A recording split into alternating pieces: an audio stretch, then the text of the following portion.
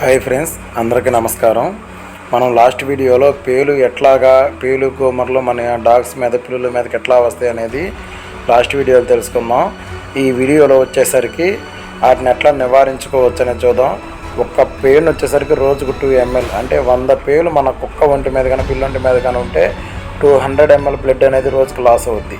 దీనివల్ల ఏమవుతుందంటే కుక్క నిస్సత్తుగా ఉండడము, టిక్ ఫీవర్ లాంటి కేసులు వస్తే చనిపోవడం, ఫుడ్ పాయిజన్ అవ్వడం, తిన్నది వంట పట్టకపోవడం లాంటివి జరుగుతాయి.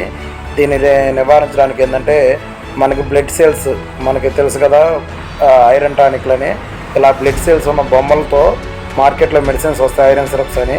ఐరన్ సిరప్ పట్టుకుంటా బ్రెవాక్టిన్ టాబ్లెట్ కానీ లేదా జీరో కిట్ లాంటివి కానీ, టిక్అవుట్ సోపులు లాంటివి కానీ ఒంటి మీద రుద్దుకుంటా ఓరల్గా ఐవర్మెక్టిన్ ఇంజెక్షన్ చేయించుకుంటే ఈ రోగం నుండి బయటపడవచ్చు ఫ్రెండ్స్. ప్రివెన్షన్ చేసుకుంటే మంచి. Thank you friends. ఈ వీడియో షేర్ చేయండి, లైక్ చేయండి, సబ్స్క్రైబ్ చేసుకోండి friends. Thank you very much.